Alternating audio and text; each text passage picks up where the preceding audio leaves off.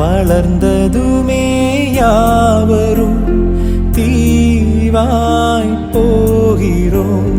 தந்தை அவனின் பாசத்தை எங்கே காண்கிறோம்? நமக்கெனவே வந்த நண்பன் தந்தை. அப்பாவோட உண்மையான பாசம்னா அது இதுதான். ஒரிஜினல் சீனுக்கே பயங்கர டஃப் கொடுப்பாங்க போலியே. இவங்கள் எல்லாம் தோற்றே போகும் தந்தை அன்பின் முன்னே. தாலாட்டு பாடும் தாயின் அன்பும் தந்தை அன்பின் பின்னே.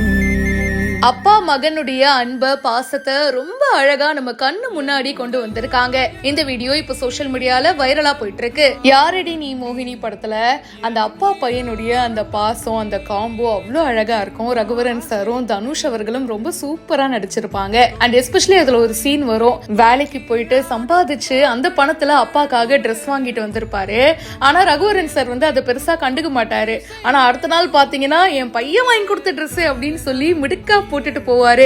அதே சீனை தான் இப்ப இவங்களும் ரீக்ரியேட் பண்ணிருக்காங்க. இந்தாப்பா சாலரி அப்படின்னு கையில கொடுக்கும் போது இது எனக்கு எதுக்கு, எனக்கெல்லாம் வேணாம் அப்படின்ற மாதிரி அவரோட பையன் கையிலேயே கொடுத்துடுறாரு.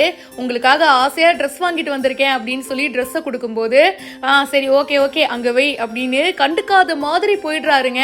ஆனா அடுத்த நாள் பையன் வாங்கி கொடுத்துருக்காருப்பா அப்படின்னு ஆசையா அந்த அப்பா அந்த ட்ரெஸ்ஸை வாங்கி போட்டுக்கிட்டு அப்படியே ஜோரா நடந்து வராருங்க.